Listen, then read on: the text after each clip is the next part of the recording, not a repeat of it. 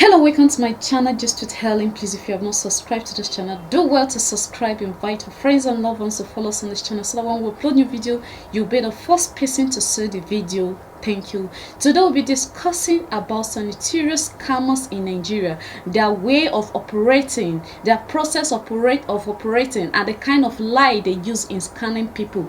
Please, let's just go straight to the video of today. Watch this video if you have not watched the video, and please don't forget to comment on the comment section. Yes, also like and follow up with this channel so that when we upload new video, you'll be the first person to see the video. Thank you. Is Emmanuel Nwode Odinigwe, the fake airport scammer. Famously known as Owele of Abagana, Emmanuel Nwode Odinigwe pulled one of the greatest frauds in banking history. His scam is the third largest scam in banking history in the world. Nwode is regarded as one of the smartest criminals in history.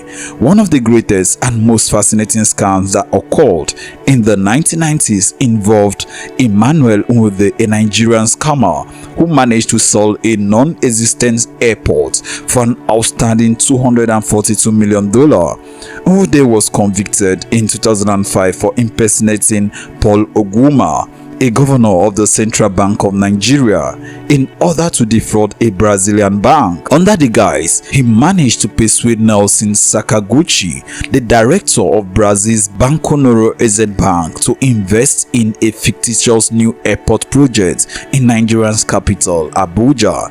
His scam, which was at the time the third largest bank fraud in history, resulted in the collapse of Banco notorious in 2001. To execute his masterful fraud, Nwode used his real-life experience as a director at the Union Bank of Nigeria to seamlessly assume the identity of the then governor of the CBN. He also enlisted the assistance of several accomplices for the smooth execution of the project and operation.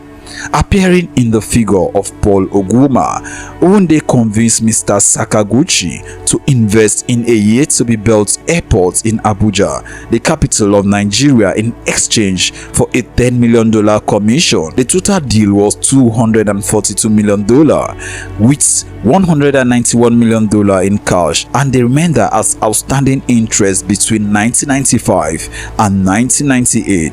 Mr. Sakaguchi ultimately fell for Nwode's bid, costing Banco notorious immense loss. Nwode, on the other hand, was convicted in 2005 by a federal high court for pulling the biggest fraud called 419 scam in history. And second on our list is Ramon Abbas, popularly known as Hush Pop. Ramon Abbas, known to his 2.5 million Instagram followers as Hush Puppy, is considered by the FBI to be one of the world's most high-profile fraudsters and currently faces a prison sentence of up to 20 years in the United States after pleading guilty to money laundering. The 41-year-old Nigerian scammer began his career in Oworonshoki, a poor coastal area northeast of Lagos, Nigeria's commercial capital. As a young boy, Hush Puppy worked alongside his mother in the Olojojo market, and his father was a taxi driver.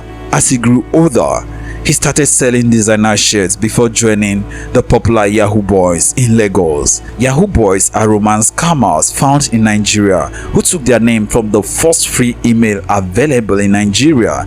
They came up with the idea of stealing identities, and then with that identity theft, they went into dating scams. Once a relationship is established via a false identity, romance scammers wheedle money from their online lovers. Unlike many Yahoo Boys, Hush Puppy broadened his criminal horizon.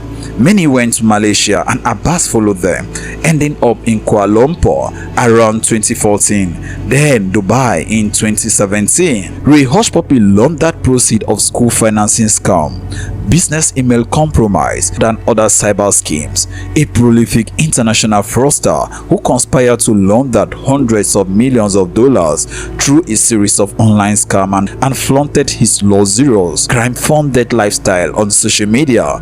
Abbas, popularly known as Hush Puppy, bragged on social media about his lavish lifestyle, a lifestyle funded by his involvement in transnational fraud and money laundering conspiracies targeting victims around the world. He scammed different top companies and even a football club in England, including high-profile personalities and different banks. In May 2019, Hush Puppy conspired with Ala Umari to launder millions of pounds stolen from a professional soccer club in the United Kingdom, as well as a British company.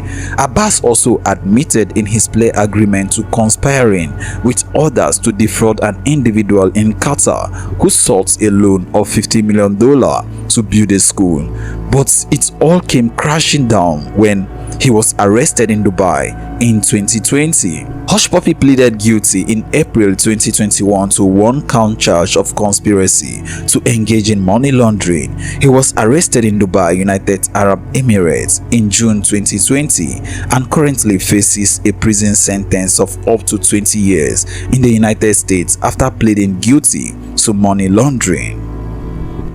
Of his lavish lifestyle could spend the next 20 years in a prison cell.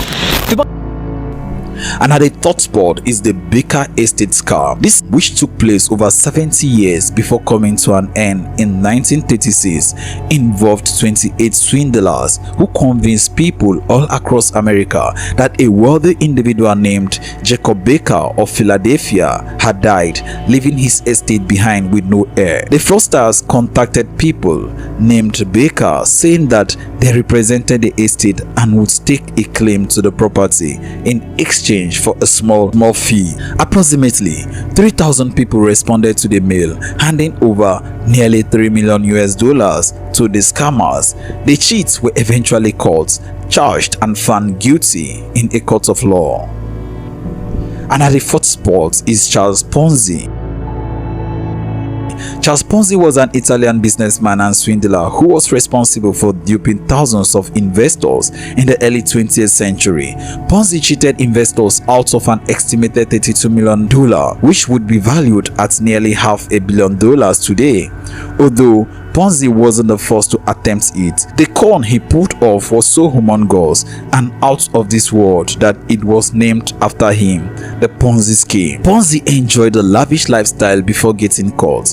After spending years in and out of prison, he was deported to Italy before World War II and moved to Brazil, where he died penniless and all alone. The Ponzi scheme is a simple yet effective con that continues to evolve and trouble unassuming investors even today.